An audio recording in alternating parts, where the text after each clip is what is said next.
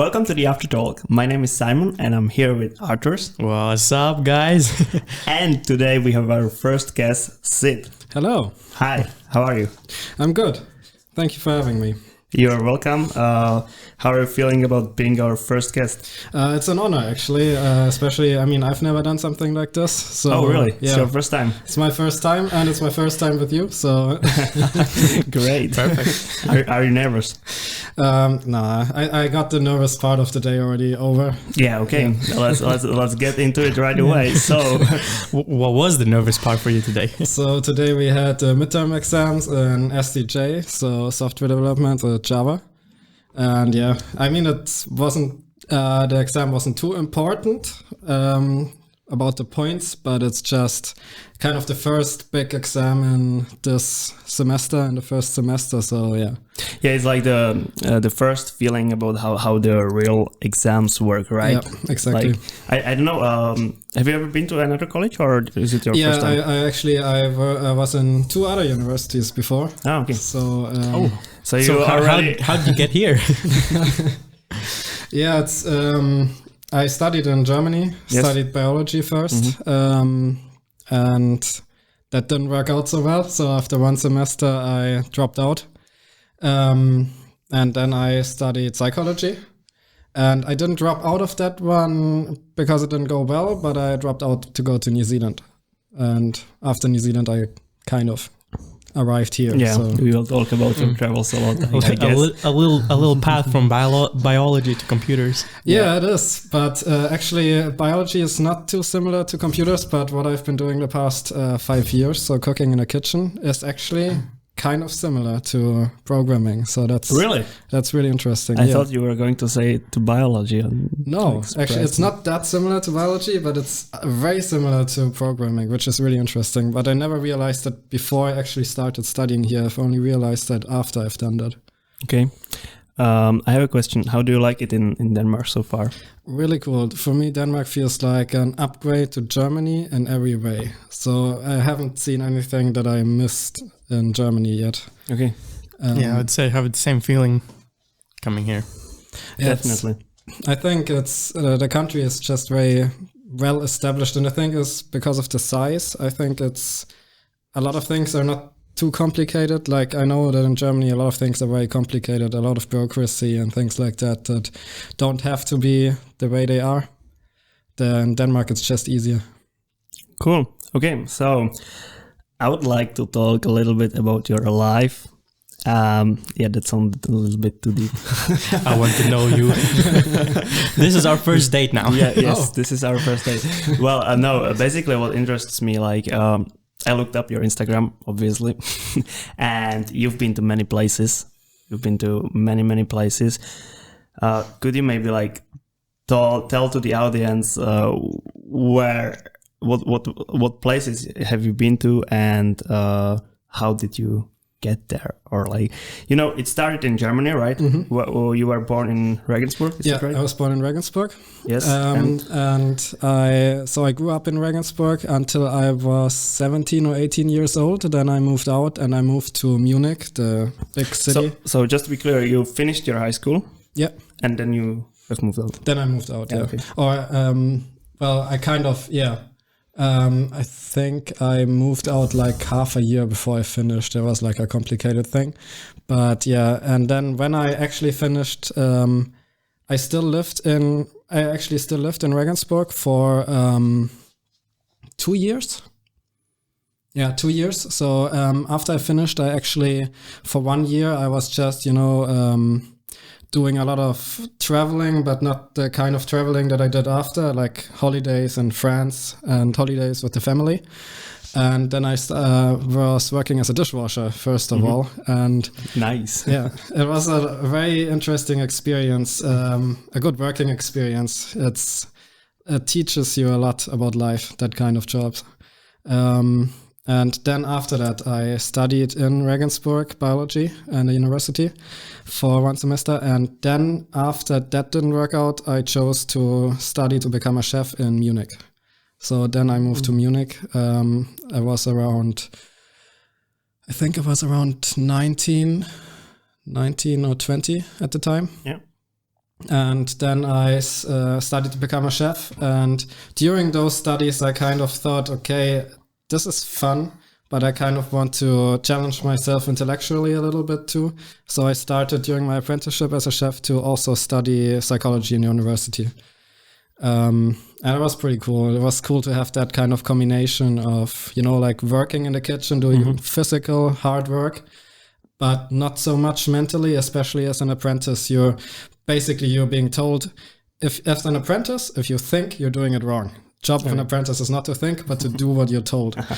And of course, if you're someone who likes to think, that's not enough for you. So it was good to have that kind of intellectual outlet in the psychology studies. But because I was also doing both, I was doing the psychology thing part-time. So I actually, at the university I was able to stretch one semester to 1 year. So it wasn't too much. Oh, so it was like a part-time university studies. Oh, okay. Yep. So was it like in-class attendance or was it online? No, it was online university. Yeah. Makes sense. They were the university had it was, I think, the only German actually officially accepted online university. They also had campuses actually, not big university campus like this one, but like houses basically where the students could meet and talk and study together. Yeah. And sometimes meet the teachers. Like in the first few lessons, we were meeting the teachers, for example. But the main thing was online, so it was good to kind of relaxed to be able to work and study at the same time. Well, what do you think about like online universities when you've done it? I mean, isn't it like quite hard to combine it with the work and to keep track of the, let's say, things that you have to learn, not to fall behind. Yeah, it's a lot about self-responsibility in those kind of universities. I mean, in university in general, it's already more self-responsibility than in school, because you have to get yourself to study. You have to have that kind of drive that you want to learn that, and especially in an online university, because maybe in a normal university you have all those other students around you, and they're kind of doing the same. But in an online university, it's really just you sitting behind that computer, and you have to do that. Motivate yourself. Yeah, exactly. It's more easier when everyone's on the same page, studying, and doing the same things. We all probably know it from the online school. Yeah. So. Yeah, I've heard a lot of stories about studying during COVID. You actually didn't study, right? No, I didn't. Lucky you. I didn't notice, to be honest, personally, I didn't notice COVID too much. That's right, you were in New Zealand at the time, right? Yeah. Okay, so, but we were in Munich. And from Munich, where did you go? So I studied to become a chef in Munich for 3 years. Yes. And I started psychology about 1 year before I graduated. So after I finished to become a chef, I also finished 1 semester in psychology. And then I had the choice if I wanted to stay in Germany and keep studying psychology, and I could have changed to full-time. And the original plan was to finish 2 semesters in that online university and then change to a normal university full-time. Yeah. But then I thought, okay, you know what? You're a chef now. You can go wherever you want. Just go to the other side of the world. And that's what I did. So I went to New Zealand. And I was kind of improvised. So I didn't really... everyone was telling me that you have to look for a job like a year in advance or something like that. But I was kind of being very relaxed about it, and I basically I looked on the most common job searching sites in New Zealand, and I just applied to everything, I just swiped right basically on everything that I could. And there was a place that got back to me, and it was absolutely beautiful. So they basically got back to me telling me, hey, you applied for this job. Do you know who we are? Are you sure you want to work with us? And at the time, I didn't know who they were, and I didn't know if I want to work with us, because I was just clicking apply to that job. I didn't look into them. So I looked into them, and they were actually, it's like a big hotel in the middle of a national park, and it just absolutely beautiful. The pictures that I saw and just the reviews and all that sounded like paradise. So I went there, went to New Zealand. I did like a 1 week vacation, looking at some other places, and then I went straight there to start working, and I have been working there for Over a year altogether. Wow. And I miss that place a lot still. It's absolutely beautiful, and it's just all the life there it's paradise. Like I still feel like a piece of me is still there. Nice, it's cool. Where did you live there? In Mount Cook National Park. Wow. Nice. So Mount Cook is the highest mountain in all of New Zealand, in the Southern Alps it's called. And I had a view on that mountain every day. Ooh, lucky you. Was it like a rented apartment you had, or? It's like, so basically the place where I lived is a village, but the village only consisted of people who actually worked in the hotel. So it's basically, you can imagine it with one big hotel and the employee housing around it, and no one else lived there. You were because it's a national park, you were only allowed to live in that village if you actually work for that hotel. Ooh. And the housing was paid for by the hotel, and so it wasn't expensive at all. Yeah. So even though the wages in New Zealand aren't actually that high, because they paid for the hotel, and also we were in the middle of nowhere. We had one bar where everyone went to get drunk.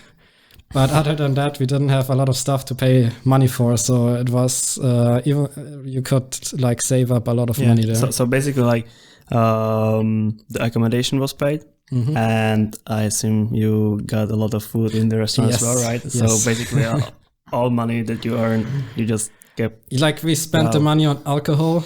Yeah. And that's pretty much it. Good time spent. So you got super drunk, knew everyone during the night and during the day. Yeah. Right. Like everyone's your coworker, everyone's your neighbor, and that's a really cool community. I think it was altogether maybe like 200 people, 300 people at most. Everyone knows everyone. It's just, and everyone, like most people who choose to live in a national park, they have like kind of a similar mindset that they like nature and they want to get a little bit further away from civilization. So everyone's kind of on the same wavelength, and that's a cool thing to have around. Yeah, I mean, it's pretty much the same what we have here, right, in our class. Like international like people from all over the world coming to Denmark. Yeah, studying some random computer shit. And the city is not too big. It feels like everyone here is a student in the city. Yeah, definitely. Yeah. And I wanted to ask you, how long was it that you were in New Zealand? So altogether, I think it was a year and 2 months. So I had a working holiday visa in New Zealand. That's for 1 year. And then because there was like the whole COVID situation, it wasn't clear if I was going to stay there and get another visa or not. So I applied for a visitor's visa, and that one's for 3 months, I think. But then I left.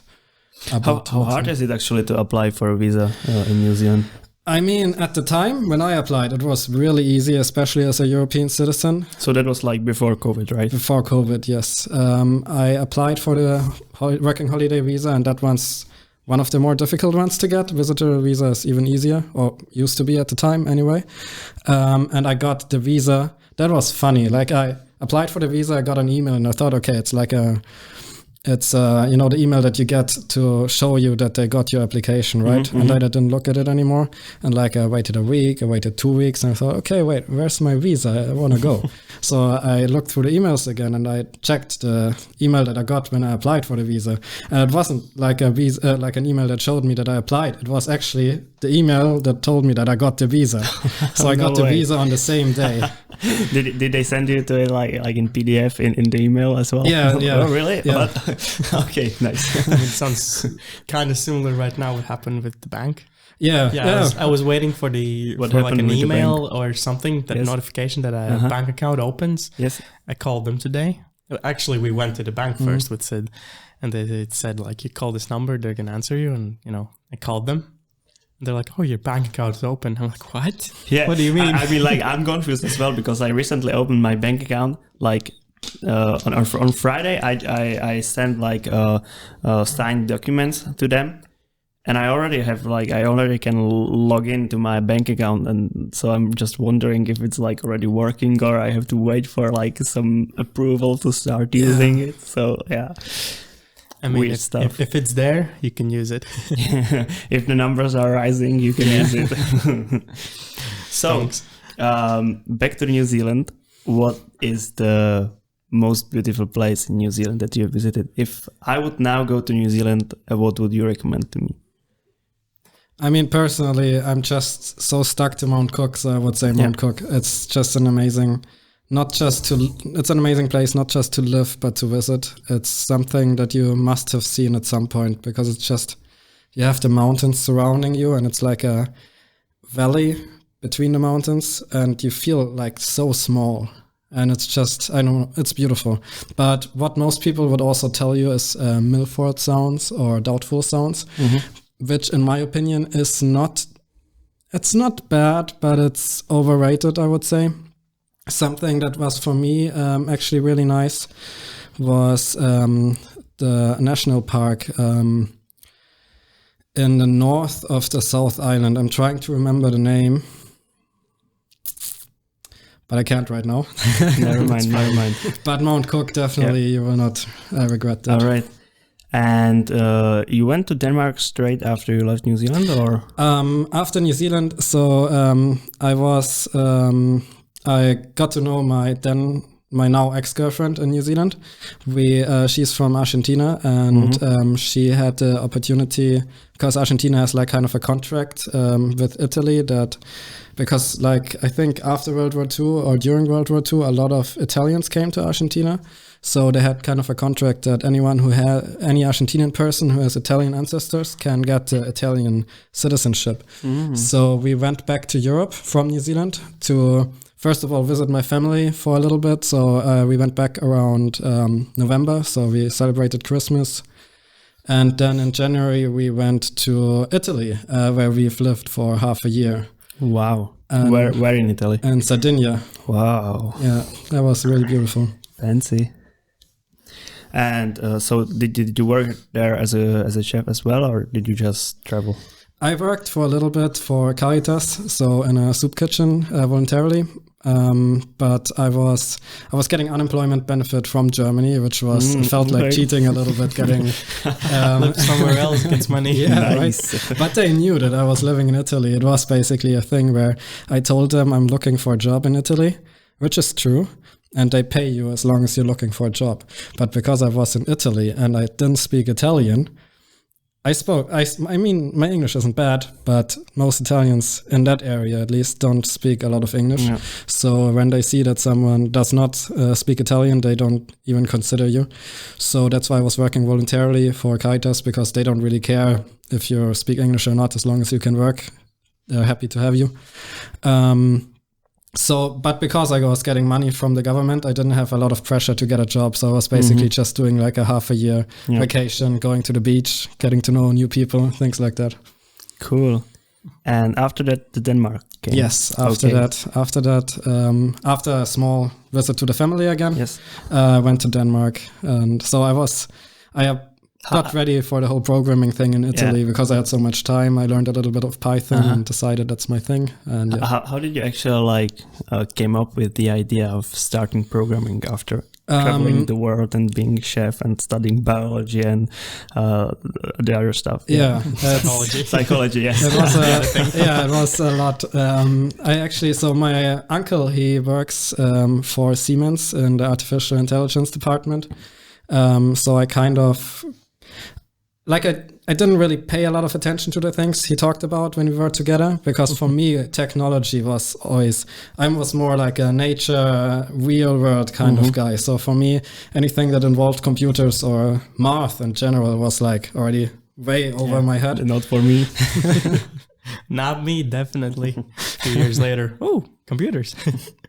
What a surprise. It's funny how you find things that you don't consider for yourself, but they're actually the thing you want. Like if you keep an open mind and if you're not afraid to take risks and things like that. Yeah, sure, for sure. Like if I would go back 2 years ago, I think I wouldn't even think about going to college to studying programming or something like technical. Wouldn't even think about studying in Denmark. In the first place, But now we're here. Yeah, now we're meet here. So you've traveled the world, basically, yeah? A little bit, yeah. You've also been to Hong Kong, is it right? I have, yeah. But Hong Kong was only like a small weekend. So that was like Yeah, casual weekend vacation. You know. Stop by. It was a cool experience, and so Hong Kong was actually my first experience traveling completely by myself. So I mean, I traveled a lot with my family when I grew up, but so the whole thing started with my brother and my mom and me going to Israel together after I finished the chef thing. So we were in Israel for 2 to 3 weeks. And basically then they went back to Germany and I went from Israel to Hong Kong. Yeah. And that was like my first time completely by myself in a completely foreign country, because Asia, I mean, the thing is, Hong Kong is basically like probably the most Western Asian country you can get. But it's still completely different to what you're used to. So it was a cool experience to kind of figure things out by yourself. And I went to Macau after 2 days in Hong Kong, and What's that? That's another country close to Hong Kong.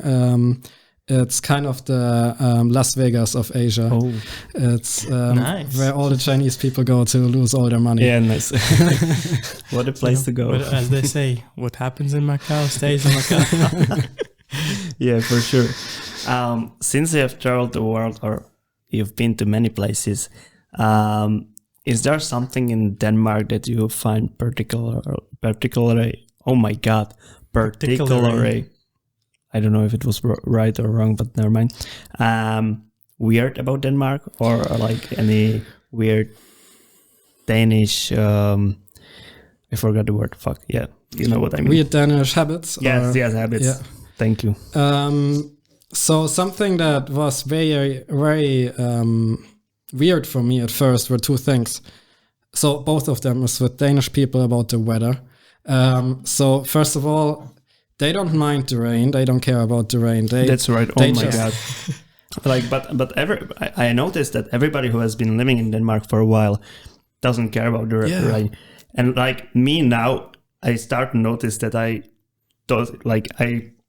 don't care about the rain that much that I used to when I came. Right. Like it's raining a little bit and you're just like, yeah, okay, whatever, you know. And then there is a day where it's not raining at all and you're like, what's different now? What's going on? What do I do? Or when you wake up and it's sunny. Yes. Yeah, What is that? God. Oh my God. I've never seen it. I can actually go out. What the?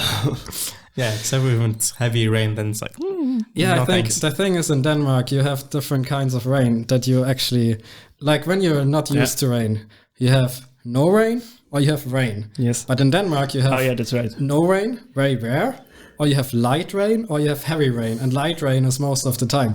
And when you're like outside and you have light rain, you don't care about it because it's just the general thing, and you just walk and you get a little wet, but it's nothing too bad.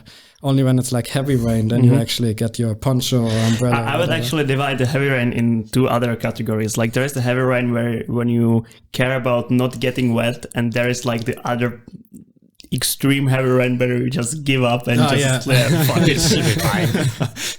Whatever, you know. That happened. Yeah, and but I would say the light rain also goes into like almost like a fog.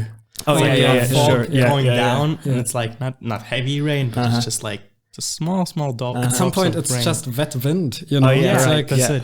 yeah. And But- then, yeah. I was told because I got to know a few Danish people in my time here, and the way they think about it is basically they don't mind the rain because they think at some point I'm gonna be home and I can get dry again. And that's a good way to see it. Someday. Wow. At one point today, I'll be home and I'll be fine. But the funny thing is, the moment you get home and you close your door, it stops raining. Every time. Yeah, Every fucking time. That's true. It does that. I hate it. So, another question now about the program that we are studying. How do you like programming, coding, or like studying in Denmark in general? I love it. For me, it's because I already know how it is in Germany. It's so different, first of all, and it's so much better. Do you also have like in Germany only like a more theoretical universities where you have like these big auditory rooms and Yeah, that's the university where I studied biology. So first of all, the university itself was like a big bunker. And that describes almost every German university. It's just big bunkers. Big bunkers, nice. Right? Safety is number one priority. It's like at some point they know what they are doing. After World War II, they thought, okay, those were good. Let's do them bigger. And let's put students inside. It worked. Let's keep everyone protected at all times. Getting out from studying. That's not a good place to learn, and if you feel like you're going to prison every day or to war, or I don't know. Sounds like prison. Yeah, it feels like it too. And then you're in these these gigantic places with all those 300 other students, and usually if you're like you sit with the people you know, and the people they sit somewhere in the back usually where they can play their games on the computer while pretending to listen, and then there you have the teacher or the professor in front narrating his PowerPoint presentation and not really explaining anything. You don't get to ask questions. You don't get to actually understand what's going on by interacting with the teacher. You're just listening. It feels like watching a YouTube video, basically. It's nothing else. I mean, like most of the time, like even if you are in class, you still have to learn most of the stuff by yourself at home. Yeah. Because like you don't get much things out of the class, I would say. That's true. But the thing is, what I like here is it's not too much about learning here. It's about doing. Oh, yeah. That's the thing. Sure. That's the big difference. Yes. But that's a special VIA thing. I would say, like, well, I've heard that they have like in Denmark they have like two types of universities. The one more like a college is like VIA, where you get to do more stuff and actually learn by doing the thing, which I find more practical and useful. Yeah. And then especially you have for software engineering. Yeah, sure. And then there are also like the universities that are like more theoretical, and you also have these big auditoriums, but at least you get the option to choose between each other. I think we have those kind of schools in Germany too. They're called Fachhochschule. Yeah. Or Fachhochschule, yeah. Nice name. Yeah. It's one of those typical German names that are just multiple names. Germans have a lot of names for everything. Like 3 random words combined together. Exactly. So we have those too. But so it's not... I mean, I didn't go to one of those, but it's probably going to be similar like here. But I still think that the kind of the student-teacher connection that you have here, where the teacher is on the same level, we don't have that in Germany anywhere. In Germany, it's still very much this authoritarian thing where the teacher is superior. Yes, for sure. I mean, maybe it's because of the English, because in English you just say you, and it's like not, because in German and in Czech Republic you have like those two different like niveaus of like saying you is like your friend, and then there are like the authorities, and it feels different than just saying like talking to English to somebody. Yeah, that's true. So, I mean, think that could be a big factor. Like what I've experienced with my travels that I've done is that the language people speak really influences how people think and interact with each other. Sure. And definitely, if you always have to use a special word for someone who's higher up, you get reminded that he's higher up whenever you talk to them. Yeah. But when you're in English, for example, you can be on the same level and you don't get reminded, and you can be friends and whatever. It's just a nicer environment. Psychology major talking. You can learn more and more every day. But the thing with the languages is actually true. I was like for a year, I was in Switzerland, and I learned German pretty fluently, I would say. I forgot most of it, but no, it's not I learned fluently, but I forgot. But the thing I want to say is that when I learned like different language, I started to think differently, and I noticed that, for example, when I was learning math or like some maybe even technical subjects in Switzerland, I understood them better than when I was learning them in Czech. Like, I don't know if it makes sense, but I got this feeling, and it was really weird and great feeling on the other hand, because like it's the whole new different world that you are experiencing while learning a new language. So and it's not just a different world you experience; it's a different part of yourself. Oh yeah, it's a different part of your personality, and that's the cool thing. That's why, like, even with Germans here, I prefer to still speak English, unless it's like just the two of us. Then it kind of feels a little silly. Yeah, but it's just. Yeah, it shapes your personality a little bit. Or I wouldn't say shape it, but it changes the way it expresses itself. And maybe you also get to know yourself better. Yeah. That's for sure. Yeah. So Sid, you are now working in Denmark as a chef as well. Yes. Is it something different from what you are doing in New Zealand, or? Yeah, I earn about 3 times as much money. Big for difference, sure. Very big oh my god, difference. that's something I wouldn't like say. I would say that like in New Zealand you get a pretty high salary as well. Actually, New Zealand is quite low on salary. It's mainly Australia. Like most Kiwis actually go to Australia to work because that's like a very similar mindset, but you just get paid more. So actually, the wages in New Zealand are quite low. But I mean, I earn twice as much as I would in Germany too. Yeah, and that's good feeling. Crazy. Right? That's a good feeling. So it's because of that, it's already much more rewarding. And also, I think the way people interact with each other is also like more relaxed than Germany. Like Germany is all about. In Germany, people are all about work. You work. You don't talk about and like Germans don't work a lot, but when they work, they only work. So they don't talk about fun stuff. They just get their job done. So that can be kind of, you feel like you're only a worker in a moment and not a real person. And here in Denmark, people talk about stuff. They talk about life. They listen to music, things like that. So it already feels you're a person. You're a person that's doing a job. You're not like a machine that's doing its job. Yeah. Have you also got to prepare some Danish food? Or yeah, I made some. Well, I helped make some flæskesteg and steak flæsk. Flæskesteg is actually, I think, so far my favorite Danish food. I almost said German food because it's very similar to what we eat in Bavaria. So in Bavaria, it's called Schweinebraten. Yeah. It's basically it's a pork roast and. It's pork roast served with brown sauce and different kinds of potatoes, and also red cabbage, actually, which is also very common. So I'm not too familiar about the regional dishes in the rest of Germany, but in Bavaria, it's a big thing to eat Schweinebraten every day, and we serve it with red cabbage and also dumplings. That's a thing that they don't do here, but that's the only difference. So, that was a big thing for me because it was like one of my favorite things to eat in Germany. So I get to eat that part that I kind of miss here as a regular thing. Yeah, cool. How many days during the week do you work at? 2 days.